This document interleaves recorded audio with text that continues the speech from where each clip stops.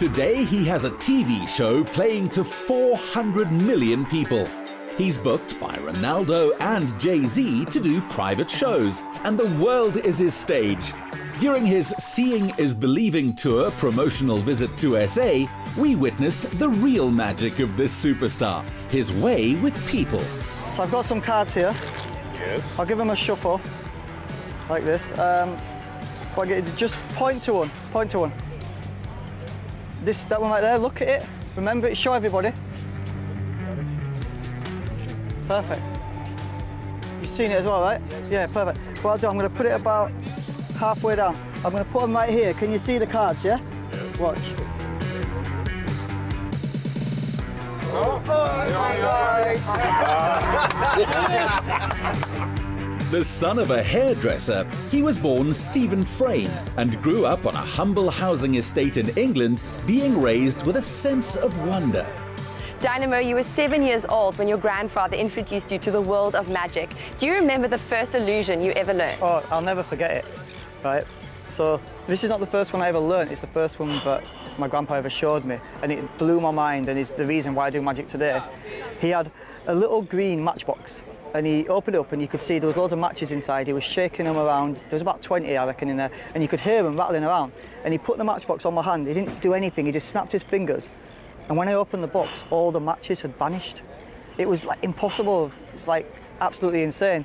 I still, to this day, don't know how he did it, but that was the first time I'd ever had my mind blown by magic. I'm guessing your mother didn't name you Dynamo. I was performing in New York in 2001. I was just Stephen the Magician then. I know, it doesn't quite have the same ring to it. And halfway through my performance, a guy stands up and he goes, "This kid's a Dynamo!"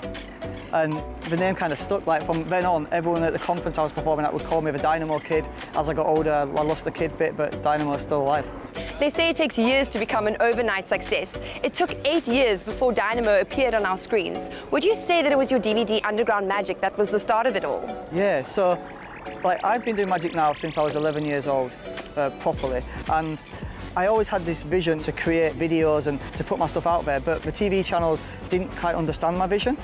So YouTube came out and I started filming my stuff for YouTube. The local youth club I used to go and hang out at, they really helped me and introduced me to the Prince's Trust and Prince Charles's charity. He gave me a business startup loan so I could buy a really good camcorder and a laptop and start filming my things for real. And I made this DVD, Underground Magic, with the money from the Prince's Trust. It featured me doing magic backstage for like Coldplay and Snoop Dogg. And it was just me and my friends just hustling our way backstage, you know, we were really cheeky.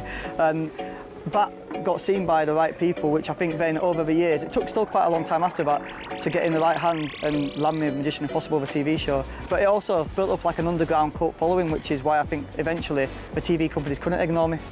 What is it about magic that captivates everyone, including adults? When you watch magic, it reminds you of a time when you're young and you don't know how everything works. So when you see it, you're like, how's it possible? And you're like a child again. And I think it's that childlike state of mind that we all long for is what magic brings out.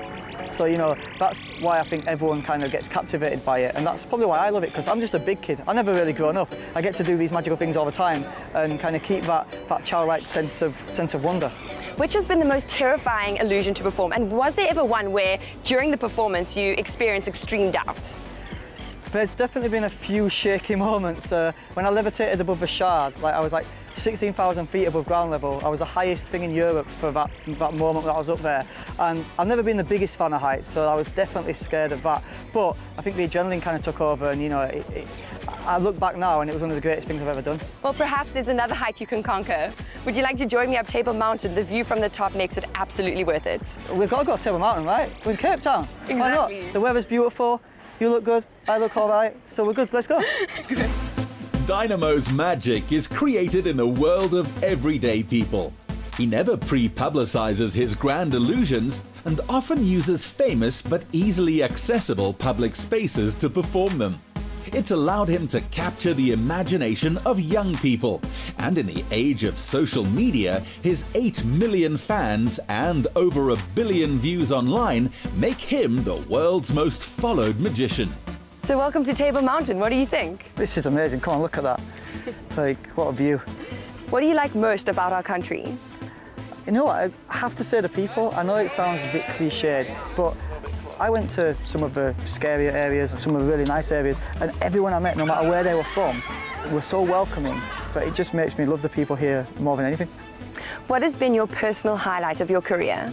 Creating this live show, Seeing is Believing. When I was younger, I never imagined I'd be doing magic on stage. It always petrified me, the thought of walking out in front of thousands of people. But a few years ago, I set myself a challenge. You know, I thought people have been so supportive of what I do, and they all want to see it live. So I've got to create a show that I can take all over the world. And I put this show together, and whilst making it, I realised that it's not necessarily about me being on stage on my own, it's about me being amongst the people whilst I'm doing the magic. So when I walk out on stage now, I don't feel scared anymore. I feel like I'm walking out with the audience, and we're creating an experience together. And it's something I'm so proud of. And I picked some of the best magic from the TV shows that I've done over the years and crammed it into the show, as well as adding loads of new ideas. So I think it's really going to take people by surprise. Showing him a little of our own natural magic, Jade suggested Table Mountain as the setting for his next grand illusion. A card trick was a good start. So now really focus on the card. Okay. You got the card in mind? Mm-hmm. For the first time, name the card out loud. Queen of Hearts. Queen of Hearts. Are you sure that's the one you want? If you want, you can change your mind. It's up to you. Nope, it's Queen of Hearts. Queen of Hearts. Because I gave you that pack. You've been holding it this entire time, so I can't do anything funny with it. But before I even started recording, I made a prediction. Right? I actually took one card and I turned it over. Yeah. So if you guys can see this.